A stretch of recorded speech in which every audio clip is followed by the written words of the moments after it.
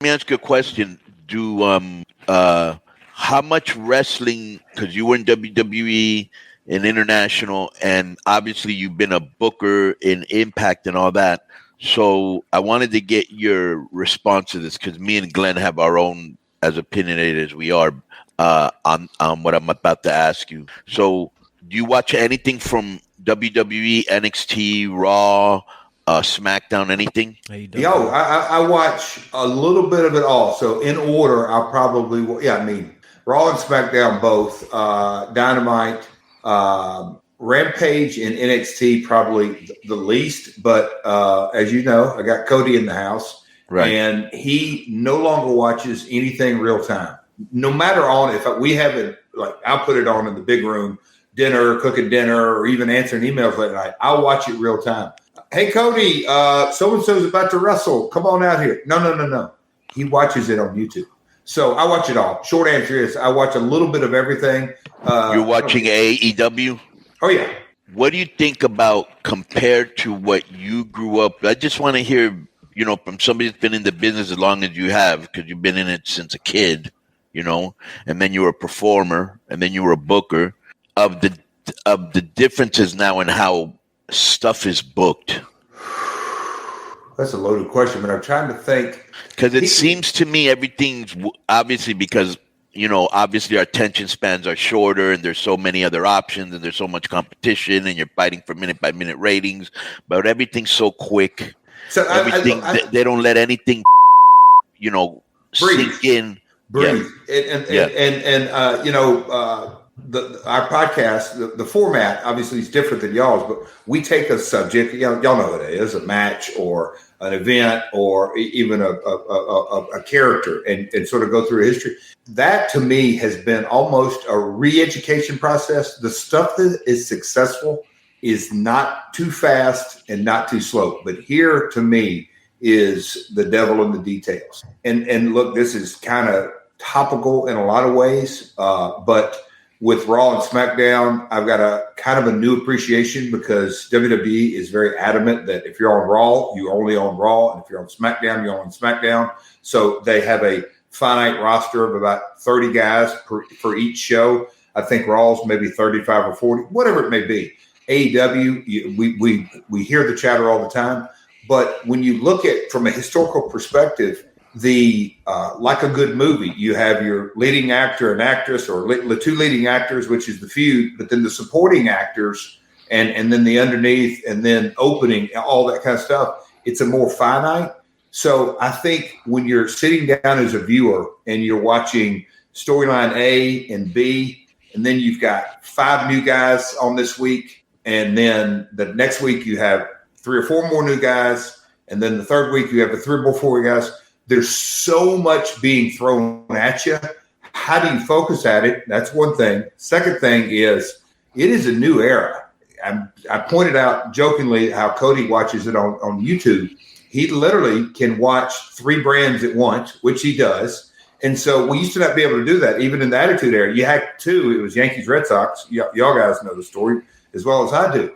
But the amount of overload information that can be thrown at it, and I'm not saying there's a solution to it, but how do you focus on one main event? Tyson did all those record box offices because it was him against an opponent. De La Hoya, all the big fights, Lakers, Celtics. We can give sports analogies, movie analogies, whatever it is. Right now, like, who stands out? What is the top storyline in wrestling right now? I can't put my thumb on. All right, okay, so let's name the top 3 as a little exercise between the 3 of us. Like, what are the top 3? Roman and Brock, Charlotte and Ronda, Punk and MJF. This is basically what I would say. The 3 top storylines of characters that are being presented as important. But there's not a lot of them. That's for damn sure. Exactly. There's not a lot of them, and you're not into them. And it's almost like sometimes when I'm watching, especially AEW, I almost feel like I'm watching somebody that's on ADD writing the show. You know what I'm saying? Because they literally stick 10 pounds in a 3-pound bag. Me and Conrad just a lot of times he's brutal on our 2006 Spike shows. And before when we went from 1 hour to 2 hours, but when we were doing 1 hour, Conan, I read back some of those shows and I go, what in the was I thinking? And then you drill down a little bit more, and then you drill down a little more. And those were the days, Conan, that you guys, look, we were all a part of it, but look, I was trying to be the best creative, but financial guy. Hey man, I'm here. I flew all the way from California. I'm only booked on one show. If I appear on the second show, that's another payday. Oh my God. How do you say no to that for the most part? Okay. Right. So now all of a sudden it is that times 3 or 4. And now all of a sudden, as opposed to 20 talent on a show, you go to 30. How does the human eye and mind digest? I mean, I heard a crazy stat the other day online.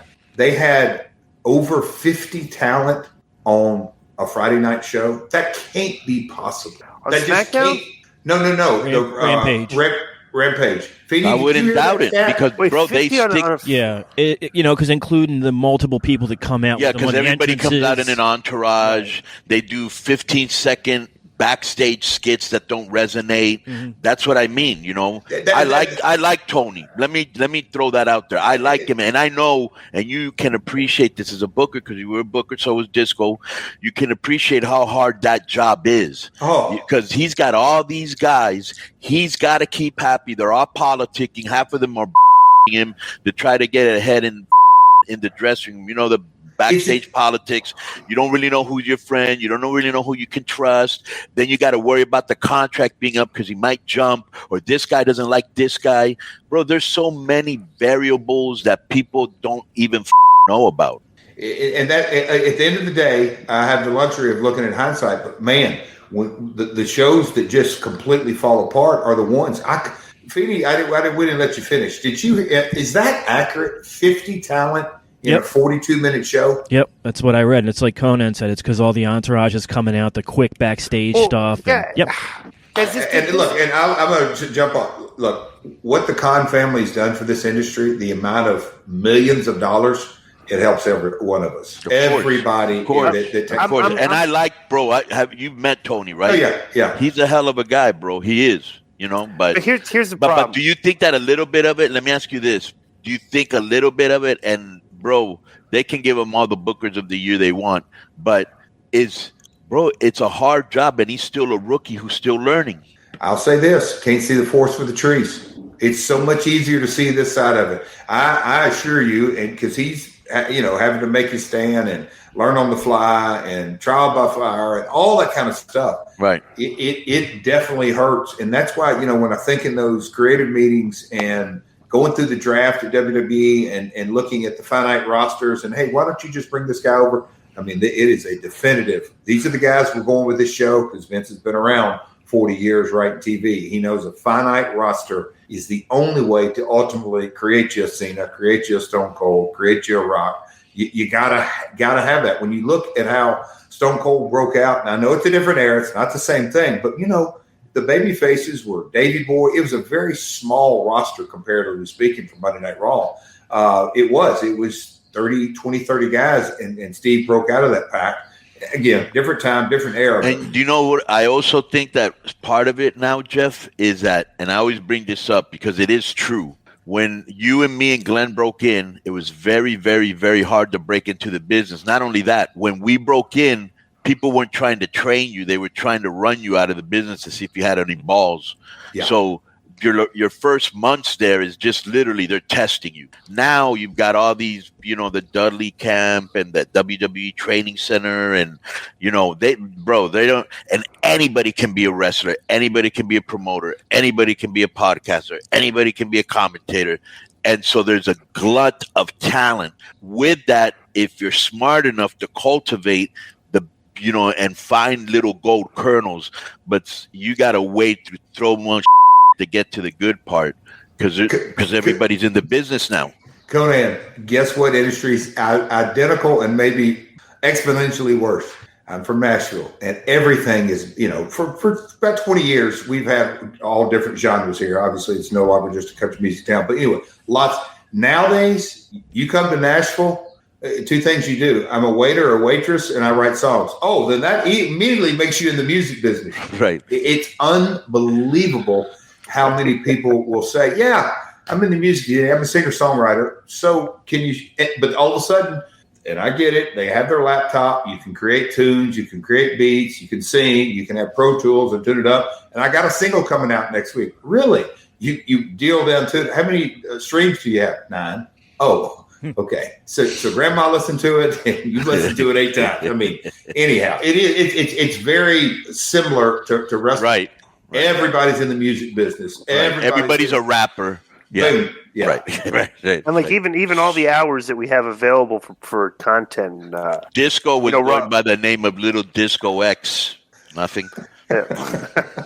I was just gonna say, like, even like, with all the content that they have these days, like, like hours and hours and hours and hours, it just seems like there's still way too many like performers for the time given, the way they structure it and stuff. Like, perfect examples. Like this to me is what comes off as like AEW wants to be different, and it's like they are kind of different in that, like, this is like the philosophy I get from them. It's like they got 5 new guys on the show this week, and like, and it's like, well, who are they? And it's like, well, who cares? Just watch this match. It's like, okay, but I don't really know who these guys are. And it's like, okay, I watch this match. Bro, like, have you seen how many like times? The other matches. It's Jeff, like, and it's like you do that, but the thing is, you do that months and months on end, and it just gets very repetitive. And you don't really resonate. You don't connect to not only that people and everything, So it's like, and Jeff, that's what we get, Have you seen how many times? And I have nothing. I'm just going to say a name just for reference, and I have nothing against them, but how many times they put non-main eventers in the main event, like Dark Order or somebody like that, or Daniel Garcia, been in like 5 main events in like the past, like, you're like, what, 3 months, and I'm like, these guys good, but it's like, who'd you say, Glenn's been in the main event? Who'd you say? Daniel Garcia has been in literally the most main events in the past like 3-month calendar period on that show than anybody on that show. Well, here's in a way. And look, this is outside looking in for sure for me, outside looking in. But the way I perceive the crafting of the show is that the main event is in seg 1 and 2. The semi-main event is in the crossover. Right. The third highest from the card is on your 3rd and 4th quarter hour. And the opening act is your bottom of 6 and 7. Yeah, you're actually right. It's your main event. Your go-home segment or your main event segment is the stars that we want to build. Right. I kind of think that's the formula he's gone with, that I'm going to put Daniel Garcia in there in the main event so the people will perceive him as the main event. But I'm not sure. It's definitely not traditional by any stretch. It's a rookie mistake. Because what we've learned. Let me say it. What you pointed out was a perfect rookie mistake. Because he thinks like the perception is if I put this person in the main event enough, the fans are going to look at him as a main eventer. But the fans want to see the guy rise to the main event position. They don't want to see a guy just throw it in the main event and say, okay, here's your main event guy. Just accept this guy's a main event. It's like we don't work that way. It's like I'm a fan. I want to see a guy earn his spot. Right, because the fans, what they do, and rightfully so, they're like, what did he do to earn this spot? Why is he here? You know, and now you're kind of defeating the purpose of them going on the journey with them to get up there, like they're doing right now with Wardlow. That's a great journey. When they bring him to the main event, people are ready. They're behind him. They know the story. You know what I'm saying? So we always have a good time on this because it's good, healthy discussion. Because here's the flip side of that. Tony's an analytical guy, numbers guy. I've been there. I've been in the rooms with me. You can imagine this. Me, the wrestler, and 5 analytics from Viacom, Spike TV, with all that.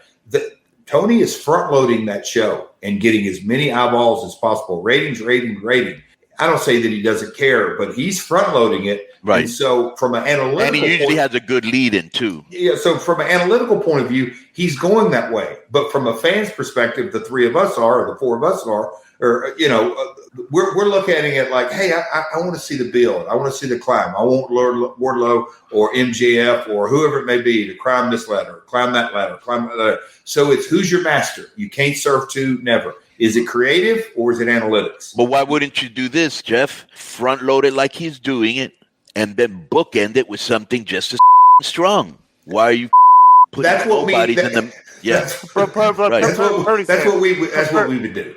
I mean, to me, right. Me too. He had Hangman Page and the Dante Martin kid the other night in a world title match, and it was second segment, and like neither of them had a promo or nothing. Everything.